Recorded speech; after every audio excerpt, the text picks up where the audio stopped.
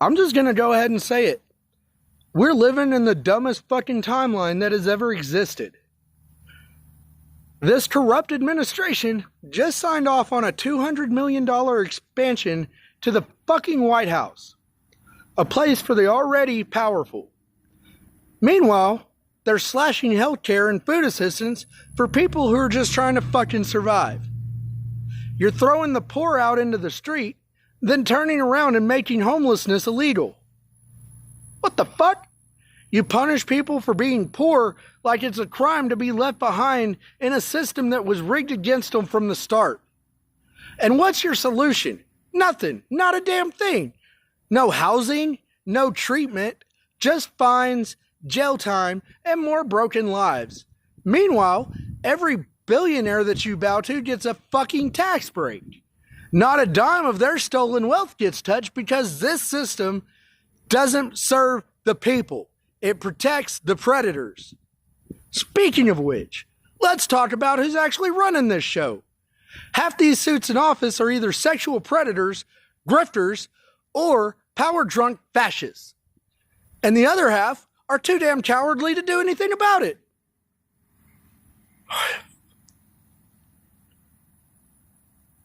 They stand in front of cameras, smirking and smug and quoting scripture, while crucifying the exact people Jesus stood up for. This isn't politics, it's a fucking death cult, dressed in red, white, and blue, and wearing a big red MAGA hat. You don't get to build golden thrones while children starve. You don't get to cry about law and order while robbing the sick and homeless. You don't get to preach morality while covering for rapists in your ranks. We see you, and we're not buying the bullshit anymore, okay? If there's one thing history has taught us, it's this. Empires fall. And when they do, it's because people stood up and said they've had enough. This is our country. It's not yours to pillage. It's not yours to gentrify. And it's not yours to play God while you bury the poor. Give me a like and follow if you're tired of seeing this administration run over the least of us. The Western world is crumbling, or the Western world is crashing, okay? The Western world is going down, not through wars, not through invasion, but through the spiritual exhaustion of its own people. You hear me?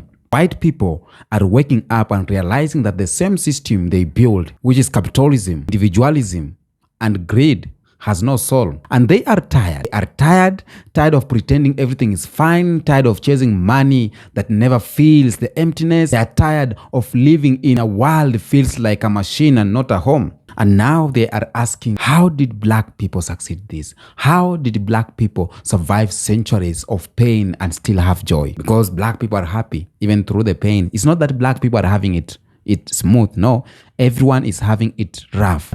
Black people, they find a way to adapt easily.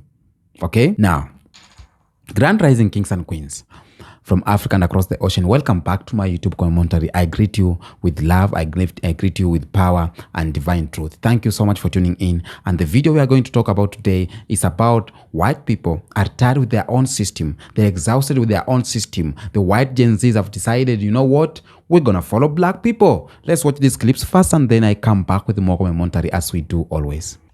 I like to call it white fatigue. Yeah. I'm exhausted. I'm exhausted with your petty prejudices. I'm exhausted with your casual racism. I'm exhausted with your complete lack of self-awareness. I'm exhausted with your misplaced superiority. I'm exhausted with you thinking you're not the problem. I am exhausted with your fear of diversity, equity, and inclusion, because it is a fear. It's not normal to be afraid of those things. It's something you've been taught. I am sick of your pearl clutching about trans and LGBTQ people and how you're going to explain that to your children. I am sick of your pious version of prosperity Christianity, where because you believe a certain way or read a certain book, that somehow you are deserving of all that is good in the universe. And that's why you have everything that's good in the universe, not because of systems that are put in place to benefit you. Yeah. I am sick of you telling me about the vacations that you go on where you either stay on a super controlled resort or a cruise ship and then tell me you went someplace. You didn't. You changed locations, but you didn't actually go on a vacation unless you interacted with local people and tried to learn something about the culture. I am sick of you assuming incorrectly that the way someone speaks, that their dialect or accent determines their intelligence, because I assure you it does not, especially in the case of Black Americans. I am sick of your upholding white supremacy. I am sick of 90% of everything that white people do. I am sick of people making excuses for their bad behavior. I am sick of it. Really freaking sick of it. And that is why my circle is super small and I don't try to engage, because what's the point? What's the point? These people are beyond help and they give me fatigue, downright exhaustion. You're on my last nerve. That's my rant. Bye for now. What if we all just quit our jobs and filed for unemployment? Like, we don't realize as a society how much power we actually have. They need us to keep shopping at their big box grocery stores. They need us to keep getting sick so we can pay the hospital thousands of dollars. They need us to keep the ball rolling, to keep the system running. We are the ones that are making the system actually work. So what if we all collectively decided to not participate anymore?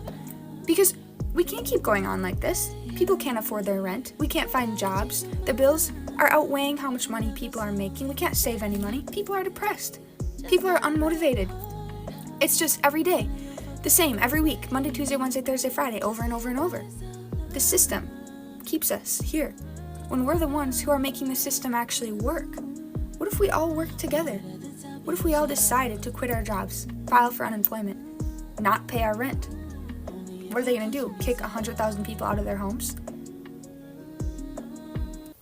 Patriarchy, capitalism, racism, white supremacy, they are the root to every single problem we have here in the United States. And I, for one, am tired of acting like they aren't. And it is literally why I created an Institute of Unlearning, so that you no longer have to buy into the beliefs that patriarchy, capitalism, white supremacy, racism, all of those things teach you. Because what's one thing that patriarchy teaches you? It teaches you about professionalism. Professionalism tells you that you have to be in a suit and tie to know what you're talking about and always be in a boardroom and always be in a meeting, and you're not professional if you're not. Patriarchy is telling you right now that because I'm laying here on my couch in the middle of the fucking day that I am not professional and I have no idea what I'm talking about. Capitalism tells you that if you're not constantly spending money, that you're not worthy of anything it is that you want. Patriarchy and capitalism also made you believe that because I'm sitting here laying on my couch in the middle of a Sunday that I'm not worthy of owning the $800K home that I own. Because why am I not working? Why am I not slaving? Why am I not hustling 24/7 to be deserving of the home I live in? But the biggest thing that I was missing was it's not about how these systems run, it's about the beliefs that power them. So when people say, well, this is mortgage interest, it's always been like this. Yeah, because you believe that it has to stay that way. Mortgages, banking, interest, all of those things were built on scarcity. People who created them believed if I help somebody out, they're going to screw me over and not give me my money back, so I have to hurry up and get my money back quickly. Patriarchy tells women it doesn't matter how good you are, you'll never be enough. Patriarchy tells men it doesn't matter if you want to go be happy doing something else, you have to provide for everybody else first. These systems are rooted in scarcity, they are rooted in fear, and I was so tired of buying into the idea that I had to hustle until I died, that I have to work hard to make money, that I'm not deserving over a really nice roof over my head, even if I don't want to give all of my money to the man. I have dismantled the internalized patriarchy that I grew up with. I have dismantled the internalized capitalism that kept me not making any money at all. All of my clients are dismantling their internalized patriarchy and capitalism, and they're making more money and they're happier because of it. But what I will no longer settle for is listening to people say, well, this is how it's always been. You done lost me. It's such an excuse to stay stuck in a mindset that you are trying to outgrow, you just don't know how. I refuse to give the banks a free pass on their predatory lending. I refuse to give the government a free pass for all of its racist behavior. I will not do it anymore. And again, it's why I created an entire school, an entire institute to teach other people how to unlearn their internalized patriarchy and capitalism so that they can make money doing things that they love, having a business they love, so that they can have more time to spend with their family, so that they can stop believing that their entire value is tied to how much they spend and how much they do for other people. And if you don't want to buy into that shit anymore, you can get on the wait list for my institute in my bio. I have 2 children that are tall, white, blonde, blue-eyed males. They have the most privilege of anyone else on this earth, truly. And I, as their mother, as their unseasoned mother, is just waking up to the fact that it's my responsibility to teach them about their privilege, about their white ignorance, about white supremacy, and about anti-racist change.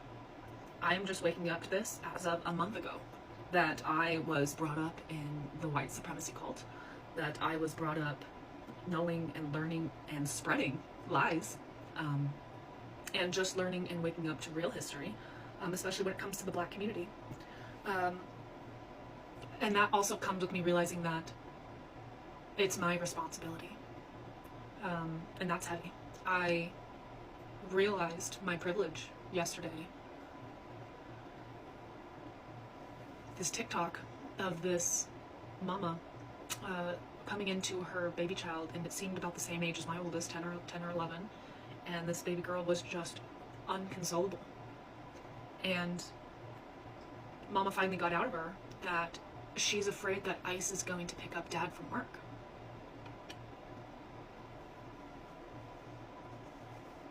That video tore me up yesterday. I have 2 children that if I said the word ICE, they would head to the freezer.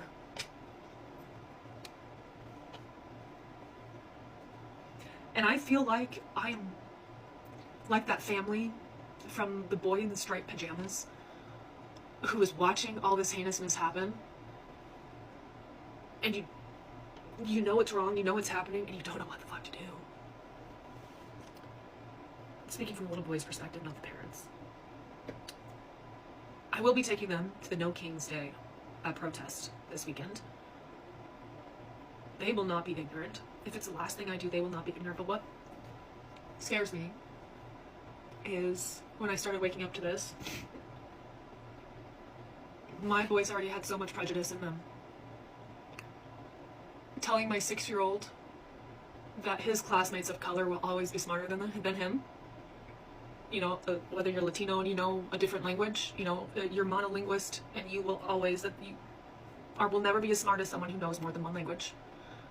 As well as the Black culture, I let them know that they systemically go through things that you will never understand. And just the absolute dumbfoundedness that they had. They couldn't believe that they weren't superior.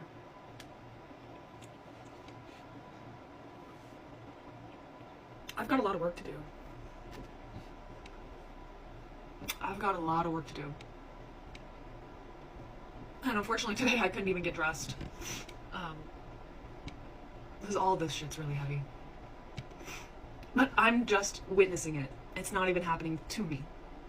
I can't even fathom. If I was that mama who had to convince her child that God is always going to protect dad and that ICE won't get him.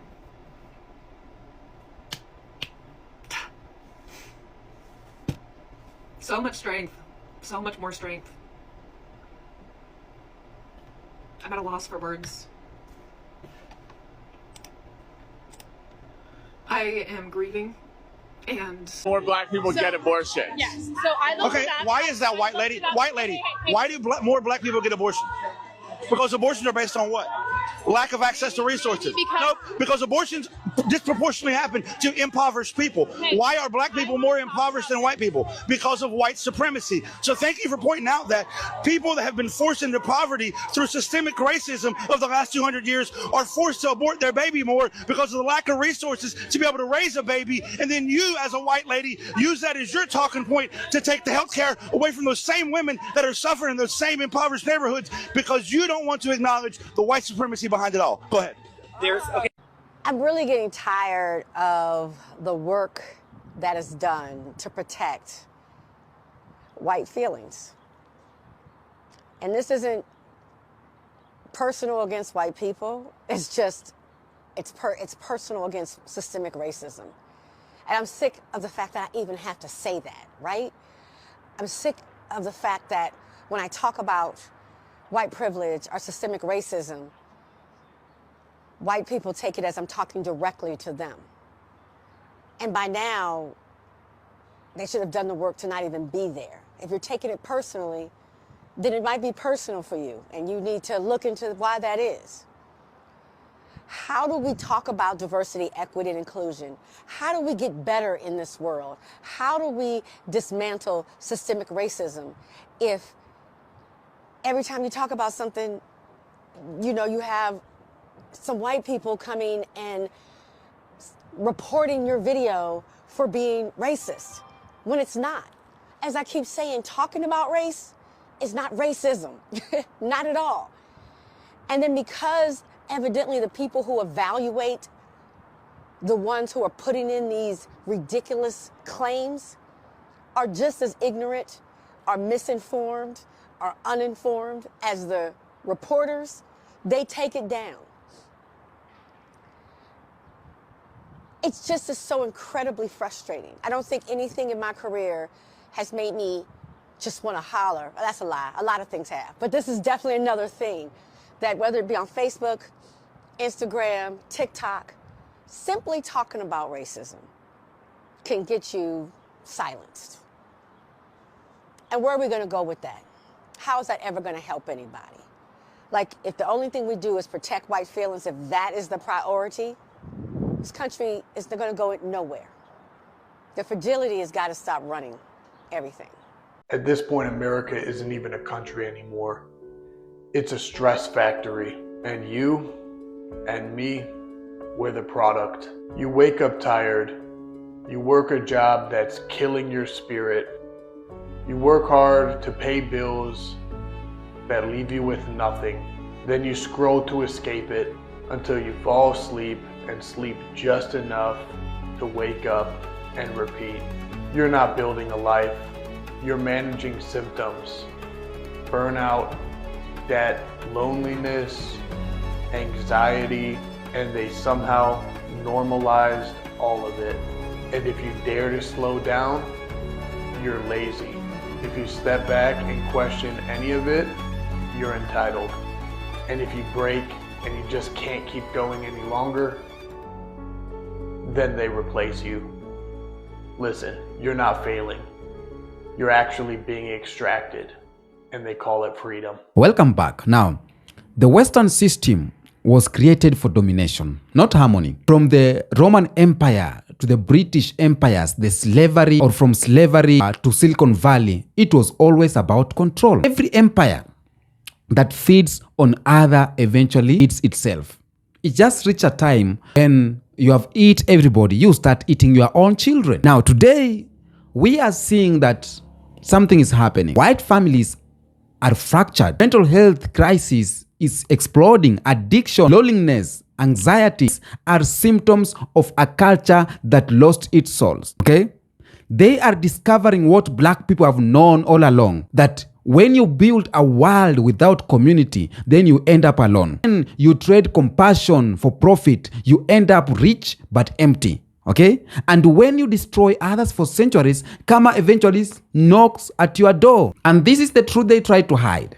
For a very long time, white privilege or white supremacy taught that African culture African spirituality and the African systems that it was backward. But what they called primitive was the blueprint for balance. And this is Ubuntu, Ma'at, Ifa, okay? These ancient principles taught that life is interconnected. And meanwhile, Western ideology taught that life is a competition. And right now, that competition has consumed everything, even their own peace, okay? And the irony is that as they mocked Africa, they lost themselves. And now millions of white people are flying to Kenya. Millions of white people are going to Ghana, going to Nigeria. Why? Not to colonize, but they are going there to heal. They are attending ancestral healing workplace. They are studying drumming therapy. They are buying lands, African spirituality jewelries. They are buying them too. They are listening to African philosophers. Why? Because they finally realize that the soul they lost can only be found in the cradle of humanity, and that is Africa. Okay? White people are emotionally tired. They are tired of racism. They are tired of guilt. They are tired of pretending to be superior while living spiritually inferior lives. Their youth no longer believe in the African dream or American dream, not African, I'm sorry. African or European Gen Zs never believe in the dream of the Europe dream. They are rejecting corporate jobs, organized religion. They are rejecting fake patriotism, okay? And they are searching the truth. And the truth they are finding is very uncomfortable.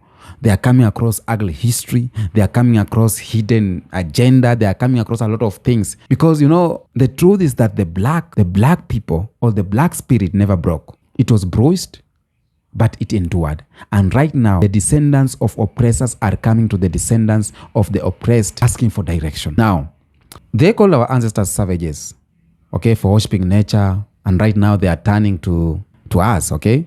They mocked our spirituality. Right now, they pay thousands of what their ancestors destroyed. Western churches are emptying faster than ever right now. White millennials, white Gen Zs are walking away from that religion because they are seeing hypocrisy inside. How Christianity was used to justify genocide, how Christianity was used to justify slavery and colonization is making them to ask a lot of questions. Now they seek energy, they seek vibration, they seek frequency. They have, you know, new words for what Africans already taught. They say that I don't believe in religion, I believe in the universe. But the universe is what? The universe they talk about is the same cosmic truth our ancestors understood long before the Bible or the church existed. They stole African spirituality, rebranded it, and sold it back as New Age. But right now, they want authenticity. And that authenticity lives in the black soul. Now, all over the world right now, white people are studying Yoruba, Kemites, spirituality, or Kemitic spirituality, and ancestral connection. They are traveling to Nigeria to see Ifa, to Senegal, Benin, because they just want to reconnect with the energy, to reconnect to ancestors. You know, black ancestors are the same ancestors of the white people because humanity or human started with black people. Okay? Now, white people are seeking healing from black pain, okay? Now they turn to black artists. They turn to black speakers, black writers, not for entertainment, but for answers. They listen to Nina Simone for truth. They read James Baldwin for perspective. They watch Malcolm X for discipline. They quote Dr. King for peace, okay? They want to know how we still have faith in humanity as black people even after centuries of cruelty. Because deep down, they are broken and they're broken by their own system. White supremacy didn't just enslave black people. It enslaved white people's heart. It made them believe they were gods. And now they are realizing that they are lost humans. So when you see white people protesting against racism today, many are not just doing it for justice. They are doing it for redemption. They are confessing, are tired of the lie that whiteness means purity. They are tired of pretending they have it all together. And this fatigue is not weakness. It is the first step towards awakening because truth humbles before it heals. Now, for centuries, the Western world ruled through the dollar or the euro, you know, the pounds. Okay? They extracted gold, extracted oil and diamonds from Africa and called it trade. They looted nations and called it civilization. But right now, their money has lost its value and Their morality has lost its meaning. The cost of living is exploding. Banks are collapsing. Young white people are homelessness. And the American dream has become a nightmare. They are beginning to understand what black people have endured for centuries. And this is survival through chaos. But you know what? As black people, we survived not because of the system. We survived because of community. And on the other hand, which is the reactant here between, we have the center, it's Africa. Africa is rising. While the West drowns in inflation, Africa is rising. Africans' youths are leading the digital revolutions. Kenya is powering mobile banking. Nigeria is producing billion-dollar tech startups. Ghana is building Pan-African tourism. Burkina Faso and Mali are standing up for sovereignty. Okay? Even white economics now say that Africa is the future. Why? Because the world cannot survive without Africa's resources, physically or spiritually. They once laughed when Africa said the 21st century is Africa's time. And now they are buying land in Africa and begging for citizenship because they know the energy is shifting right now. White youths, on the other hand, no longer worship whiteness. They worship black culture. They dress like black people. They talk like us, listen to our music, follow our trends, and imitate our soul because deep down, they know that authenticity lives in blackness. But you know, the thing here is, this is not cultural theft anymore. But what is happening is that it's a culture ender. They are tired. They are tired of pretending that white culture is superior. And now they are asking, how do we reconnect with humanity? Empires fall, always. Not with the exploitation, but with the exhaustion. And when the Western Empire is exhausted, it has no vision. It has no direction. It has no faith. Even within white communities, they are saying that the system is broken. Their politicians lie. Their media manipulates. Their schools miseducate, you know. And for the first time, many are saying that maybe the people we looked down upon were the ones holding the truth all along. And this is the moment of divine balance. The oppressor is learning. The oppressor right now is rising, not to switch position, but to restore harmony, because true black power is not about revenge. True black power is about restoration. Don't rise to dominate. We rise to heal. And that's what terrifies the system the most. And that love will end what fear began. You know, more white people right now are publicly admitting. We are seeing video that we need to listen. You know, they're attending lecture by African scholars. They are learning about ancient Kemet, Kush, and Ethiopia. They are watching documentaries about African empires that existed long before Europe had literacy. So the myth of white superiority is dying. And it's dying, and from its ashes, a new truth is emerging. So the world cannot heal without Africa. You know that. Everywhere you look right now, the shift is clear. Black Americans are moving to Africa. African youths are reclaiming their roots. The diaspora are reconnecting. The world is watching. And then white voices are admitting that the Western way of life is unsustainable. And they are saying that we need community like black people have. We need rhythm like African have. Need faith like they do. You know? So the world is turning back to its source. And the source is African. Kings and queens. I have to say this. Don't forget that we survived what they threw to us. And now the world needs us. So don't shrink your power. Okay? Don't shrink your power.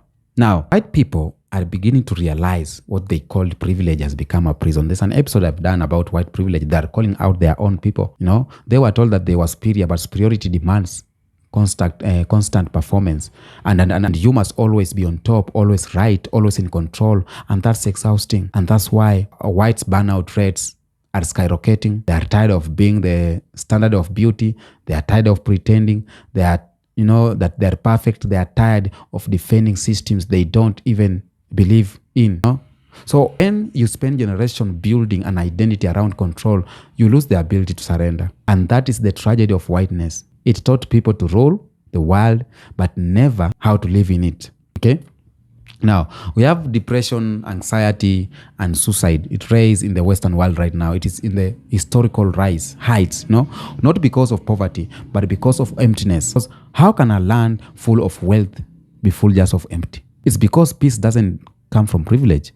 Peace comes from purpose. They built systems to control the body, but ignored the soul. They created technology to connect people, but lost connection with themselves. And now white people are asking questions that black people asked for a long time ago. Okay? What does freedom really mean? What is the purpose of life? What happens when success no longer satisfies? And for the long time, many are whispering the truth aloud that we had it wrong. Okay? The illusion of white perfection is collapsing. Social media exposed the truth, and the whiteness was never peace, was only pressure. Okay? They look at the lives of black communities, and despite the pain, they see resilience, they see rhythm and soul. And they ask, how do black people still smile? How do they still dance? How do they still believe in love? Because what white supremacy called weakness is actually divine endurance. What they saw as chaos was spiritual creativity. What they tried to erase is what now keeps us alive as black people. And comfort without consciousness breeds decay. So when life is too easy, people stop growing. You don't think otherwise. You just think around inside the box. And that's what happened in the Western world. They were given comfort, power, and privilege, but not death. So now, many white people are waking up realizing that material comfort means nothing if your spirit is empty. And that's why they are turning back to us, because black people have mastered the art of thriving through struggle. Okay? The black frequency, our music, our language, our energy is the power of black vibration. Okay? It has become the pulse of humanity. Hip hop, jazz, name it. Okay? Every major musical movement that heals the world began with us. And now even white people use our songs to lift their spirit. They meditate to African drums. They quote black poems or poets, and they wear African jewelry, not out of mockery, but admiration, because they sense that our energy carries something divine. They may not fully understand it, but they feel it. And that's why black culture dominates the global stage. It is not style, it is spirit. And you see the younger generation of white people, right now, they don't want to repeat their ancestors' arrogance. They no longer believe in white culture as something pure or superior. Right now, they are seeing through lies. So they borrow from blackness, from fashion, speech. They borrow rhythm, not to steal, but to belong. So they are tired of lifeless perfection and drawn to the authenticity of black life. So even their influencers right now imitate black energy because the world no longer worships whiteness. It worships truth. And truth has always lived in the African soil. Okay? When black people stand tall, the earth trembles. From the Haitian Revolution to the Civil Rights Movement, from Soweto to Accra, from Nairobi to Chicago, we have always been the ones who say no when the walls bow down. And the energy is magnetic. And now white people are studying how we resisted oppression, how we build joy out of pain. They say, teach us your ways, masters, because for centuries, they fought for domination, and now they are learning to fight for peace. Life is always circular. The oppressed become the teacher, the last become the first. And that's what is happening right now. The system that humiliated blackness is now begging for black wisdom. The system that silenced our ancestors now amplifies our voices. We are not rising because of revenge, but we are rising because truth never dies. You can hide it, you can twist it, you can deny it, but it always returns. Okay? Now, my people, the system that enslaved the world is collapsing under its own weight. And the same ones who mocked our ancestors are now asking, how did you survive? We survived because we never lost God, because we never stopped believing in ourselves, because we never forget love. So now as they come for seeking the truth, remember this: we are not here to fix their system as black people. We are here to build a new one, a world where Africa is respected, where blackness is sacred, where unity plays supreme. Okay? Now, allow me to end there. Let us remember they built walls, but as we are building bridges, they created systems, but we are creating harmony. They chased power, we are restoring purpose. The old world is tired, but the new world is being born. Okay? And this new world, it's speaking Swahili. It's speaking Yoruba, Twi, Zulu. Until next episode, peace out.